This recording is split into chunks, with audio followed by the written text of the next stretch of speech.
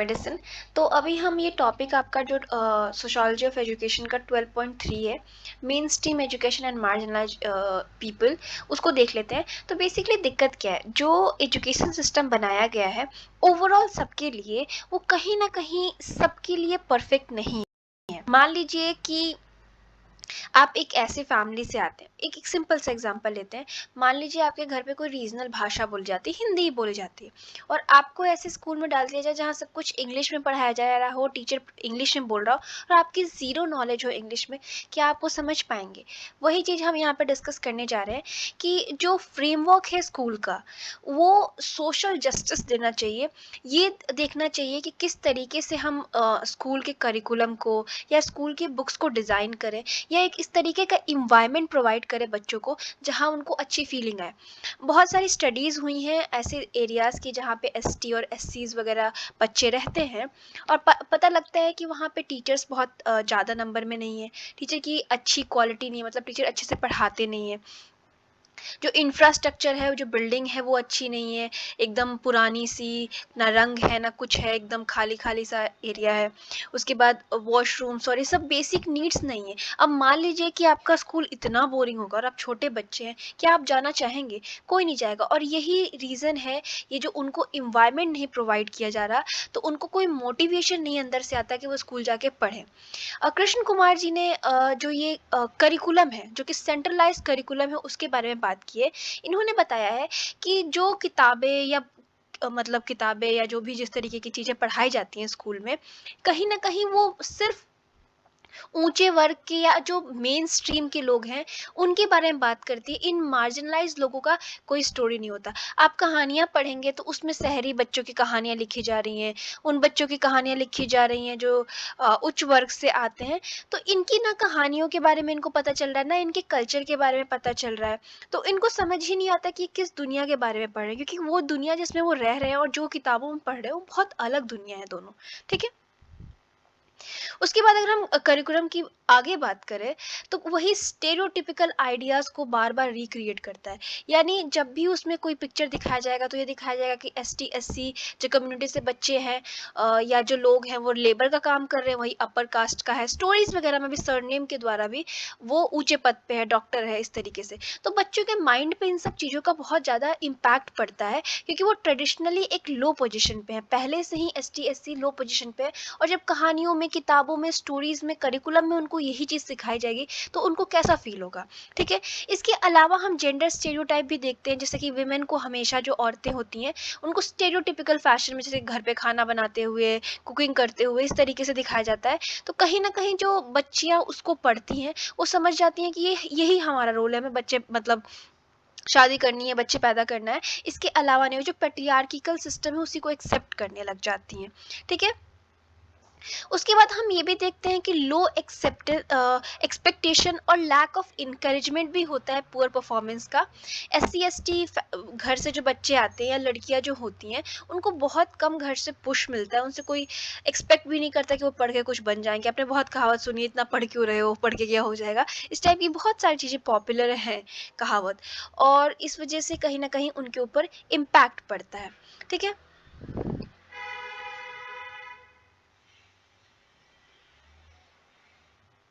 उसके बाद अगर हम इसके अलावा एक और चीज़ देखें, तो जो हमारा क्लासरूम कल्चर है, जिस तरीके से टीचर हमें पढ़ा रहे हैं, क्या पढ़ा रहे हैं, आ गए बोर्ड पे कुछ समझा दिया, या हमें बस बोले जा रहे हैं, हमें लिखना है, मेमोराइज करना है, उसको रट्टा मारना है, और फिर जाके वही जो भी आपने रट्टा मारा, जितना भी खाया है आपने, बस निकल देना है जाके पेपर में। तो हम वहाँ पे लर्न कहाँ कर रहे हैं? हमारे को समझने का, अंडरस्टैंड करने का, उसको प्रैक्टिकली यूज करने का तो कुछ हो ही नहीं रहा, बस रट्टा मारना है, मेमोराइज करना है और जाके वहाँ लिख देना है। तो ये भी सिस्टम सही नहीं है। अब एक चीज़ हम देखें कि किस तरीके से जो एजुकेशन का करिकुलम या जो पूरा एजुकेशन है उसमें किस तरीके से स्मॉल चेंजेस द्वारा भी, छोटी छोटी चेंजेस करके हम बहुत कुछ एजुकेशन के बारे में बात कर मतलब चेंज कर सकते हैं या एजुकेशन में इम्प्रूवमेंट ला सकते हैं। हमारी थ्योरीज और बहुत सारी ऐसी चीज़ें हैं जो हमें बताती हैं कि ये सब पढ़ने से, आप जो भी कहानी पढ़ रहे हो, कहानी में सिर्फ आप रिच लोगों के बारे में, एक पर्टिकुलर वर्ग के बारे में पढ़ोगे, तो आपके दिमाग पे ये आएगा कि भाई वही सब कुछ है, हम तो कहीं है ही नहीं। मान लीजिए कि आप मतलब बहुत लोग देखते हैं, तो सीरियल्स में हम ज़्यादातर देखते हैं कि अपर कास्ट की फैमिलीज को ही दिखाया जाता है, जो ऊपर से नीचे तक पूरे सजे हुए हैं, ज्वेलरी डाली हुई है। बट बहुत रेयरली ऐसे शोज होते हैं जहाँ पे लोअर कास्ट गांव के प्रमाइसेस में या गांव के पूरे सिनेरियो से स्टोरी बनाई जाती है। तो उसको देख के इंसान को क्या लगता है कि हमारा कोई तो रिप्रेजेंटेशन ही नहीं है, हम तो कहीं दिख ही नहीं रहे। ठीक है, तो इसी तरीके से एजुकेशन में अगर हम चेंज कर दें, देखिए जो ह्यूमन कैपेसिटी होती है, जो हमारी कैपेबिलिटीज़ होती है, वो यूनिफॉर्मली डिस्ट्रीब्यूटेड नहीं है, यानी हर कोई एक ही लेवल से कैपेबल नहीं है। मैं जो कर सकती हूँ ज़रूरी नहीं आप कर सकते हो, और ज़रूरी नहीं कि जो आप कर सकते हो मैं कर सकती हूँ। ठीक है, तो करिकुलम या जो पूरा सिस्टम एजुकेशन का है वो इस तरीके से डिज़ाइन किया जाए कि बच्चों को ये जो हम लोग का रट्टाबाजी वाला एजुकेशन है उससे हट के कुछ सीखने को मिले, और ये भी सीखने को मिले कि ज़रूरी नहीं है कि आप क्लास पास करना है तो एक एग्ज़ाम ही दे के आपने रट्टा मार के लिखा तभी पास हो। ठीक है, अलग सिस्टम होना चाहिए टेस्ट करने के लिए। ठीक है, स्पेशलाइज करिकुलम होना चाहिए जहाँ पे अलग अलग चीज़ें बच्चों को सिखाई जाए, जैसे कि लिंग्विस्टिक हो गया, या मतलब मैथ्स हो गया, इस टाइप की चीज़ें, और भी बहुत सारे पर्सनालिटी डेवलपमेंट, ये सब चीज़ें सिखाई जा सकती हैं। उसके बाद लैंग्वेज वगैरह का भी हमें बैरियर देखने को मिलता है, और भी बहुत सारी ऐसी चीज़ें देखने को मिलती हैं जो एजुकेशन में नहीं है। ठीक है, तो इतना रिजिड नहीं होना है, हमें ऐसा सिस्टम बनाना है कि बच्चे लर्न करें, साथ में स्किल्स भी सीखें।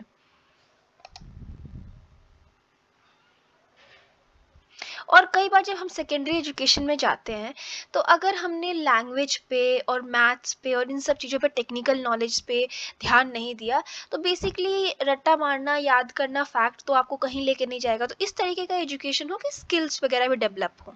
ठीक है, बच्चों को और भी नॉलेज दिया जाए कि ये कास्ट, क्लास, ये सब चीज़ें ओरिजिनेट कैसे होती हैं, इनइक्वालिटीज़ किस तरीके से एग्जिस्ट करती हैं, इनको हटाया किस तरीके से जा सकता है। इस तरीके से हम स्टेप लेके बहुत सुधार कर सकते हैं। उसके बाद सबसे मेजर हम दिक्कत देखते हैं कि स्कूल्स में जो मदर टंग होता है, जिस भाषा से बच्चा आया है, वो नहीं यूज़ किया जाता है। बहुत सारे जो मदर टंग है, मतलब मान लीजिए आप ट्राइबल से आ रहे हैं, बच्चे हैं, तो आपकी जो घर पे भाषा बोली जाती है वो नहीं बोली जाती। आदिवासी लैंग्वेज या डायलेक्ट्स जो भी हैं वो क्लासरूम में नहीं यूज़ होते, या तो हिंदी होगी, मराठी होगी, जो पॉपुलर लैंग्वेज है, या इंग्लिश होगी। जो बच्चा कभी बोला ही नहीं है, आप उसके सामने एकदम मतलब जानता ही नहीं अंग्रेजी का एक भी शब्द, उसके सामने आपने इंग्लिश पिक्चर चालू कर दी, तो उसको समझ में नहीं आएगा। तो जब समझ में ही नहीं आएगा तो फिर तो खत्म ही हो गया ना, वही बात खत्म हो गई। तो वो अंडरस्टैंड कैसे करेगा? ठीक है, तो स्टार्ट का फेज हो, उसमें जो बच्चा जिस लैंग्वेज में बोलता है घर पे, या जो भी लैंग्वेज वहाँ पे प्रयोग होता है उस एरिया में, उसी में एजुकेशन दिया जाए, बाद में धीरे धीरे उसको लैंग्वेजेस सिखाया जाए, ये किया जा सकता है। ठीक है, हमारा पर्सपेक्टिव की एजुकेशन का इस्तेमाल किस तरीके से एम्पावरमेंट या सशक्तिकरण के लिए हो सकता है वो देखना है। यहाँ पे हम देखेंगे कि perspective on education for empowerment, यानी एजुकेशन को हम किस तरीके से यूज़ कर सकते हैं कि एम्पावरमेंट या सशक्तिकरण लोगों का हो, जो भी पिछड़ा वर्ग है। ठीक है, तो आप टू पॉइंट ऑफ व्यू समझ सकते हैं कि देखिए एजुकेशन सबसे पहले क्या करता है कि आपको एक समाज में प्रिविलेज देता है, पावर देता है, शक्ति आपके पास होती है, लोग आपको इज्जत करते हैं। ठीक है, दूसरा ये काम क्या करता है कि आपको अर्थव्यवस्था, जो आपकी अर्थव्यवस्था है घर की आपकी, वो बढ़ेगी, आपको आगे बढ़ने का मौका मिलेगा। तो अगर हम बात करें तो शिक्षा एक तरीके का ऐसा औजार है, ऐसा टूल है जो सोसाइटी में बच्चों को ट्रेन करता है कि वो आगे जाके एक अच्छे इंडिविजुअल, एक अच्छे इंसान बन सके, अपने हिसाब से अपना जॉब कर सके, अपने गोल्स एंड वैल्यूज सेट कर सके, और एक बहुत ही अच्छा समाज का हिस्सा बन सके, और समाज में उनको इज्जत प्राप्त हो। लेकिन अगर हम प्रेजेंट डे सोसाइटी की बात करें, जो अभी का समाज है, जो बहुत ही असमानता से भरा है, नॉन इगैलिटेरियन सोसाइटी है, अनइक्वल सोसाइटी है, जहाँ पे पावर रिलेशन, कोई लोग बहुत पावरफुल हैं और सब शक्तियाँ अपने पास होल्ड करते हैं, कुछ लोगों के पास बिल्कुल भी पावर नहीं है, ऐसा है। ठीक है, इस वजह से क्या होता है कि जो लोग पावरफुल नहीं हैं, उनके पास वो अपॉर्चुनिटीज़, या वो शिक्षा की अपॉर्चुनिटीज़ हो, जॉब की अपॉर्चुनिटीज़, वो कम होती हैं। ठीक है, ये दिखाया जाता है कि फ़र्क क्या पड़ता है कि आप की मेरिट क्या है, आपके पास मतलब कितने स्किल्स हैं, आपके पास नॉलेज कितना है, टैलेंट कितना है, तो इसी से आप आगे बढ़ेंगे। ठीक है, मतलब आप कितने पढ़े लिखे हैं, कितना आपको पढ़ने में इंटरेस्ट है और आप कितना अच्छे से पढ़ सकते हो और आपके पास कौन कौन से कौशल है, ये चीज़ें आपको लाइफ में सक्सेसफुल बनाएंगी। ठीक है, लेकिन अगर हम रियलिटी देखें तो सिर्फ पढ़े लिखे होना, स्किल्स होना आपको आगे समाज में नहीं बढ़ा सकते। ये सब तभी आपके पास होगा जब आप ऐसे परिवार से बिलोंग करते हैं, एक ऐसा अमीर घर से बिलोंग करते हैं, एक पर्टिकुलर रेस से बिलोंग करते हैं, या आप एक सेक्स से बिलोंग करते हैं। ज़्यादातर ये पुरुषों की तरफ देखा जा रहा है। ठीक है, यानी समाज अनइक्वल है। भले हम कहते हैं कि यहाँ पे ये कर लीजिएगा तो आपको इक्वालिटी मिल जाएगी, बट रियलिटी में ऐसा नहीं होता है।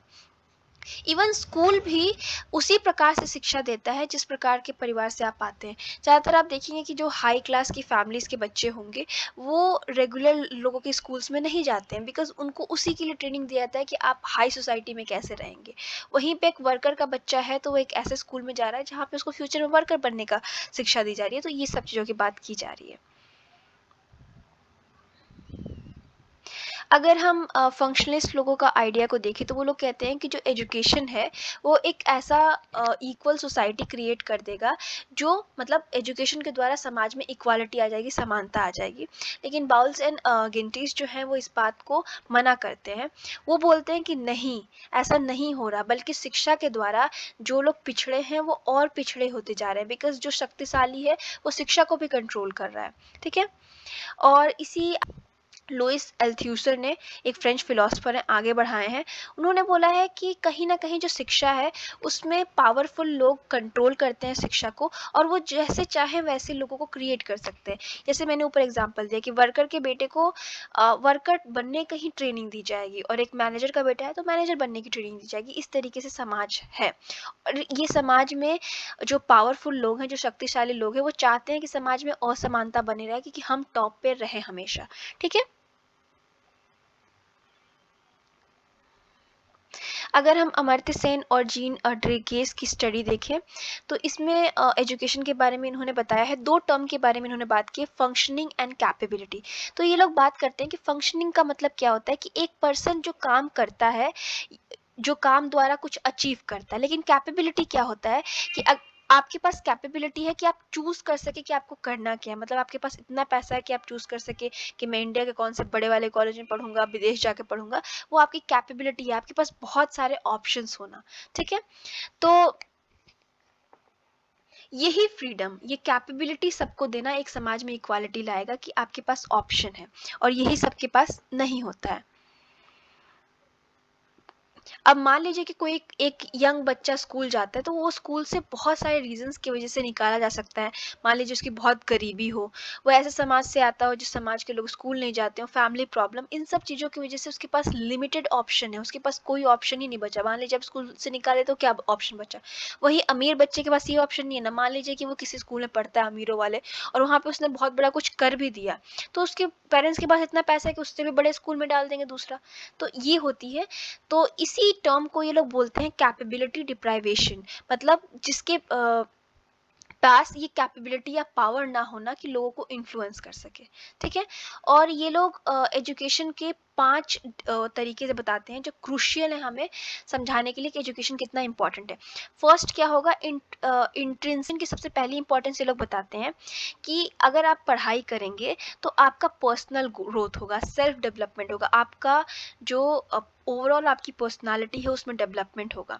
इंस्ट्रूमेंटल पर्सनल रोल्स क्या होंगे कि एजुकेशन आपको ऐसे स्किल और नॉलेज देगा जिससे आपके पास जॉब्स वगैरह आएंगी, आप अपने हिसाब से अपना प्रोफेशन मतलब चूज कर पाओगे। इंसान को एजुकेशन जो है, थर्ड पॉइंट, वो सोशली अवेयर बनाता है, पॉलिटिकली असर्टिव बनाता है, कि वो उसको पता है आपके पास आप शिक्षित हैं तो आपको पता है कि आपके पास क्या राइट है, आप किस तरीके से अपने जीवन को जीना चाहते हैं। ठीक है, एंड उसके बाद एजुकेशन के द्वारा जो समाज में बुराइयां हैं या समाज में जो कुप्रथाएं हैं, हम उसको भी चैलेंज कर सकते हैं। ठीक है, जैसे कि मान लीजिए कि चाइल्ड लेबर हो गया, तो हमें पता है कि ये गलत है, तो हम उसके खिलाफ आवाज़ उठा पाएंगे। और ये कहीं ना कहीं एम्पावरमेंट आपको करता है, आपका सशक्तिकरण करता है। तो इसीलिए हम कह सकते हैं कि जो एजुकेशन है वो एक बहुत बड़ा औजार या टूल साबित हो सकता है सशक्तिकरण का पिछड़े वर्ग का। ठीक है, हम फेरे की बात करें तो उन्होंने बताया है कि एजुकेशन किस तरीके से पॉजिटिव समाज में एक बहुत ही सकारात्मक चेंज ला सकता है, किस तरीके से वो समाज को इक्वल बना सकता है। हमें फर्स्ट ऑफ ऑल एजुकेशन को इस तरीके से देना पड़ेगा कि जो वो पुराना ऑप्रेसिव सिस्टम है, जो लोगों को दबाने का काम करता है या लोगों को आगे नहीं बढ़ने का काम करता है, उसको हटा के हमें एक नया सिस्टम लाना पड़ेगा एजुकेशन का। इस तरीके से एजुकेशन मतलब दिया जाएगा कि समाज एक अच्छे मतलब इक्वल रास्ते पे जाए, यानी समाज में इक्वालिटी आए, सब लोग इक्वल हो जाए। एक अमेरिकन इकोनॉमिस्ट जो है बॉल्स गिंटीज एंड साइमंस, तो ये बात करते हैं कि इनकी एक बुक है स्कूल इन कैपिटलिस्ट अमेरिका।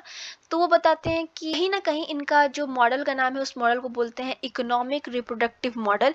इसमें ये लोग बात करते हैं कि जो ये कैपिटलिस्ट सोसाइटी है ना, वो कहीं ना कहीं इस तरीके से होती जा रही है, पैसा कमाने वाली सोसाइटी, पूंजीवाद समाज, कि इस तरीके से एजुकेशन दे रही है कि लेबर का बच्चा को फोर्स किया जाए कि वो फिर से लेबर में ही जाए, जो मैंने ऊपर बात की। और कुछ जो अमीर लोग हैं वो चाहते हैं कि वो समाज को, सोसाइटी को कंट्रोल करें, कि वो हमेशा अमीर बने रहें और जो गरीब है वो गरीब बना रहे। ठीक है, तो आई थिंक ये चैप्टर यहीं पे ख़त्म हो गया है और आपको सब कुछ समझ में आ जाए। थिंकर्स आप अच्छे से कर लीजिएगा, अगर आता है तो थिंकर कोड करेंगे तो नंबर अच्छे मिलेंगे। Thank you so much, have a nice day.